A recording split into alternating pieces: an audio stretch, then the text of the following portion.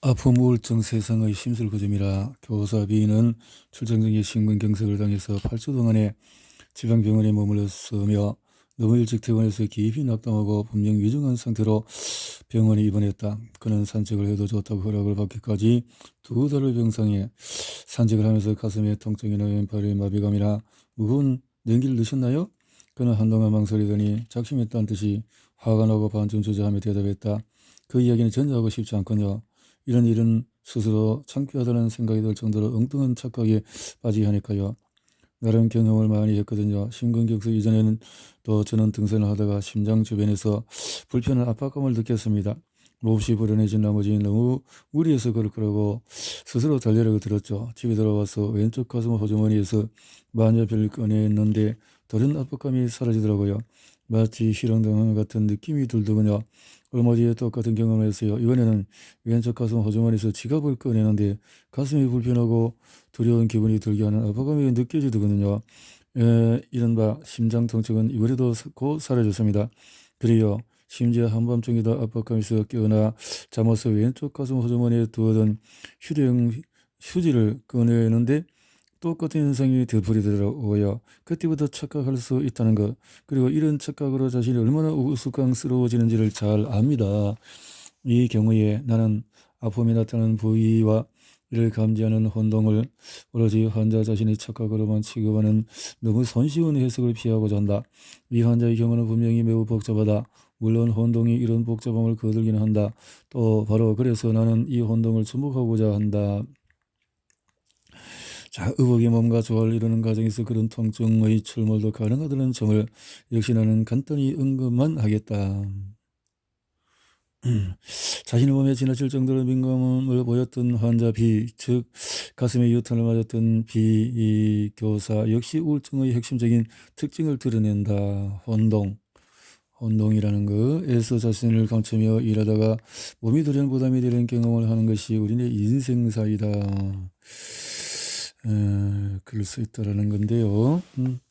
그러나 자, 우울증 물론 다른 태도도 나타난다. 앞서 살펴봤던 발명가 N의 경우에 그는 자신의 몸을 무시해도 좋은 것으로 또는 어쨌거나 별 신경을 쓰지 않아도 되는 것으로 여긴다. 그런 점에서 심장병에 걸린 발명가는 행복하다. 그는 부담스러운 몸을 세계 탓으로 조금도 돌리지 않을 정도로 세계를 향해 자신을 활짝 열어놓았다. 우울증이란 몸을 경험하는 하나의 특수 상황이다. 우울증과 질병 부인 사이의 다양한 몸 체험을 조금이라도 분명히 그려보기 위해서 선택된 등급은 묘사의 편의를 위한 선택일 뿐이다. 등급이라는 그림은 잘못이다. 등급. 질병 부인의 경우는 다르다. 우리의 발명가는 자신의 몸을 혹사한다. 그리고 자신을 세계로 떠받들어주는 것을 원한다면 그는 자신의 몸을 버리고 바깥으로 나가서 세상 이름을 몰두하면서 몸을 뛰어넘을 수 있다고 말할 수 있다. 그러니까 앞서 언급한 암 환자의 몸 경험과는 정반대되는 양상을 보여준다. 또 우울해하지 않으며 아픔을 온전히 감당하는 전혀 다른 사례도 있다. 이제 이야기는 이 정도로 해주고, 두 번째 오리는 첫 번째 것과 밀접한 연관을 지닌다. 앞서 우리는 인간의 몸을 다루는 상대적인 방식, 이를테면 떠받들거나 침묵하거나 부담을 느끼는 양상의 특징을 살피기 위해서 방황, 혼동 혹은 스스로 휘말림 등을 이야기했다. 그러나 방황해야 함가 할 수 있음은 앞서 스쳐가듯이 언급된 암 환자의 경우에 흔히 보듯이 대개 별 의미를 지니지 않는다. 이로써 우리의 논의는 지금까지의 것과는 전혀 다른 차원으로 올라선다. 병으로 몸이 해치되고 파괴되는 마지막 단계로 환자는 앞서 지적했듯이 몸을 떠나서 내면으로 침잠한다. 이렇게 되면 몸과 세계를 오가며 의미를 이리저리 놓아보았던 방황은 그 말 그대로 희미해지고 만다. 아니, 더 편하게 얘기하자면 더는 방황하지 않고 혼동도 이루어지지 않는다. 우울한 기분에 휘말리는 일도 질병을 한석고 무시하는 방종도 없다. 물론 질병 과정에서 감당해야 할 어려움이 사라지는 것은 아니며 분명 자기 몸의 경험도 계속되기는 한다. 그렇지만은 지금껏 우리가 살폈던 사례들이 보여주는 병이라는 사실과 자유의 힘겹고도 쓰라린 대결의 차원은 사라지고 만다. 몸을 버리고 내 편으로 침잠한 환자의 차원은 전혀 다른 성격을 지닌다. 어쨌거나 자신의 몸에서 이리저리 방황하며 몸의 파괴라는 사실을 멀리하거나 부정하고자 했던 안타까운 몸부림은 이제 의미를 잃는다. 이 지경에 이른 환자는 몸의 계속되는 망가짐과 평화 협정을 맺는다. 그래서 내가 중시하는 것은 우울성을 몸 경험의 한 가지 양성으로 보고 또 나타내고자 함이었다. 그렇게 보인다는 건데,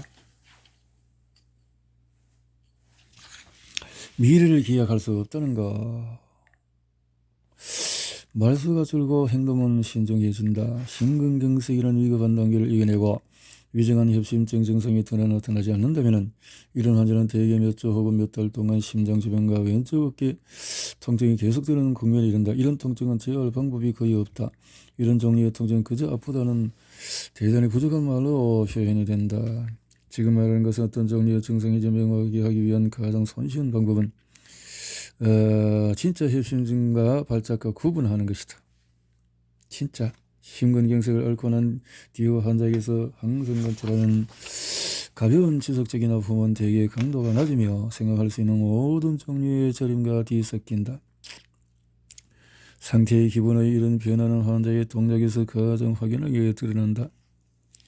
첫눈에 환자의 이런 태도는 절제라는 원칙에 지배하는 것처럼 보인다. 이런 동작은 부정적으로 해석하는 편이 더 쉽다. 인격을 침식하는 불행한 기분은 이런 태도가 우울증과 유사하다는 점을 나는 1954년 환자인 박사에게서 처음 주목을 했다. 심각한 심장마비를 겪었는데 통증이 강했으며 이대로 죽는 게 아닐까. 그것은 더 가벼운 압박감만 남았는데 주치의 치료로 통증은 거의 사라지니까. 그러나 더욱 불안한 것은 그가 보이는 심적 상태의 변화라고 아내는 말했다. 남편은 항상 모든 것을 심각하게 받아들이는 경향을 지니고 있다고 말했다. 심각. 환자는 의견을 말해보는 권유를 받는 한에서 이 모든 것이 맞다고 확인해 주었다. 이어진 내과 진단은 박사가 3주 전에 심장마비를 앓은 것을 명확히 확인해 주었다. 심장마비 이전에도 어떤 근원적인 정신적 고통이 있었던 것일까? 그래서 지금 상황이 더 복잡해졌을까? 우울증? 지금 우리의 문제는 이 진단의 딜레마를 확실하게 풀고자 하는 것은 아니다. 심지어 지금 절박하게 떠오르는 물음, 곧 지금 이것이 실제로 진짜 우울증인지, 우울증이라면 어떤 종류의 것인지 하는 물음도 잠정적으로 다루지 않고 버려두기로 하겠다. 이런 유보적인 태도는 박사 W의 사례가 우리의 관찰 가운데 특히 심각하다는 이유에서 바람직하다. 위에서 살펴본 태도는 모든 심장병 환자가 보여주는 특징이다. 박사 W는 심장의 아픔과 무거운 기분이 특히 심하게 얽혀 있음을 확인해준다. 이보다도 덜한 사례도 역시 암을 한 분위기. 그게 뭐 특별하냐고 이렇게. 이 나쁜 기분을 가진다는 것은 이런 주장을 입증하기 위해서는 다각도의 접근이 필요하다. 먼저 해명해야 할 것은 가볍고 상전하는 심장 통증이 나쁜 기분과 무슨 관계를 가질까 하는 점이다. 앞서 나는 이 통증이 정말이지 애매한 현상이며 경우에 따라서는 통증보다도 저림이라는 요소가 훨씬 더 강하다고 말했다. 당김, 나쁜 기분. 이런 사정은 심장의 통증뿐만 아니라 근본적으로 모든 내수형 기성 통증에도 해당이 된다. 불행함을 느끼는 방식이 전반적으로 윤곽을 알아보기 힘들다 할지라도 다른 한편으로 그 방식들은 구조상 서로 큰 차이를 지닌다. 그래서 이런 방식은 다른 방식에 전혀 영향을 미치지 않는다. 내가 가진 것이 나를 소유한다는 역설? 그럼 이제 심근경색 환자의 특징적인 몸 경험으로 되돌아가 보자. 심근경색 환자가 공통된 사실을 짚어보면 이들은 항상 자신의 심장을 느낀다. 아픈 심장으로 가슴속의 돌덩이가 차가운 어깨, 끊임없이 심장의 존재를 감지하는 심장을 가졌다고. 내가 심장을 가졌구나. 심장. 이 측면만 살펴도 이미 언급했던 심근경색 환자의 몸 동작이 이해된다. 낯설게도 그 존재를 끊임없이 알리는 심장을 상대하는 가장 좋은 방법은 조용히 앉아서 심장에 오롯한 관심을 쏟아주는 것이다. 거리낌 없는 동작. 예상치 못한 것을 거절하는 사람은 그 예상하지 못한 것의 매력, 선물이라는 특징 격차에 거절하는 것이 된다. 전혀 다른 측면에서 보면 신근 환자의 상태와 태도가 더 잘 이해가 된다. 부담을 이겨낼 능력이 턱없이 부족해 환자는 대략 이런 내용의 무수한 몸 경험을 피할 수 없다. 할 수 없어. 되도록 심장의 부담을 주지 않도록 일처리 해야 해.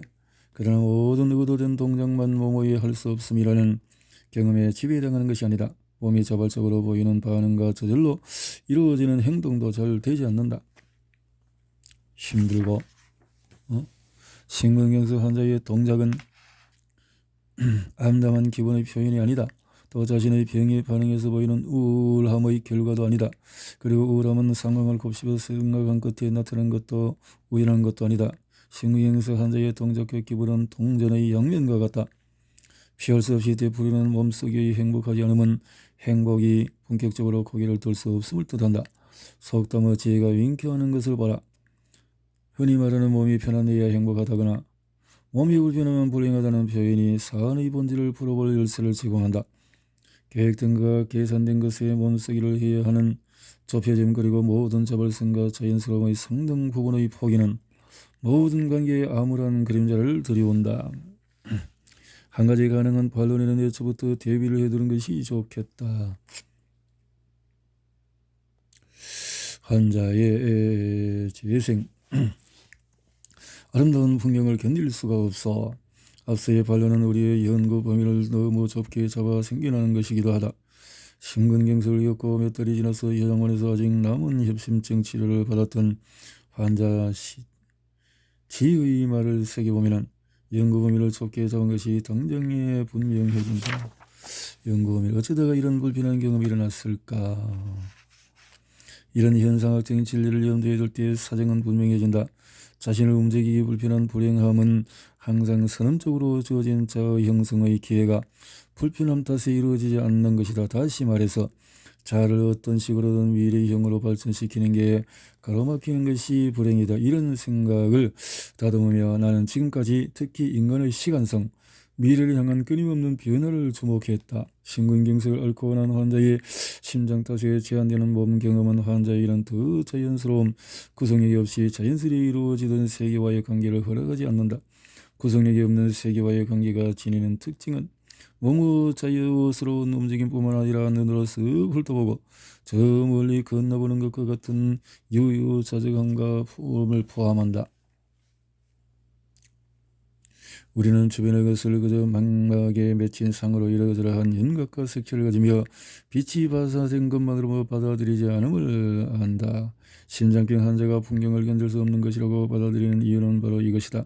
창밖을 내다보는 눈길이 아름다울수록 환자는 그만큼 더 고통스럽다. 자신이 병을 앓은 경험을 다음과 같이 이야기한 환자 Z도 원칙적으로 같은 의미를 말한다. 세계는 경사와 계단이 더군요. 그런 장애와 부딪히지 않고는 어디도 갈 수 없어요. 정상적인 사람은 물론 모르는 사실이죠. 심근경색 환자가 눈으로 본 것에 특히 고통을 느끼는 것은 우연한 일이 아니다. 바로 그래서 심근경색 앓는 환자는 듣고 만지고 맛보고 냄새 맡으며 파악하는 모든 것을 그리 힘겨워하지 않는다. 귀로 들은 것 코로 맡는 향기는 환자에게 얼마든지 행복감을 선사한다. 그래서 환자는 남용이나 심지어 중독이라는 위험에 빠지기가 쉬워진다. 의식되는 몸 대 의식되지 않는 몸, 이 위험이 얼마나 큰지 우리는 이렇게 무엇으로 나아감이라는 것은 인간의 몸이 지니는 결정적인 특징이다. 세계화. 예? 심근경색을 앓는 환자의 이중계 가능성은 확연히 줄어들며 좁아지고 비틀린다. 인지작용. 어쨌거나 인간의 인지작용은 언제나 느낌과 이해의 통일체이다. 시간적으로 공간적으로 앞서 갈 수 있으려면 그 전제 조건은 몸이 우리의 행동에 유연히 남아야 한다는 것이다.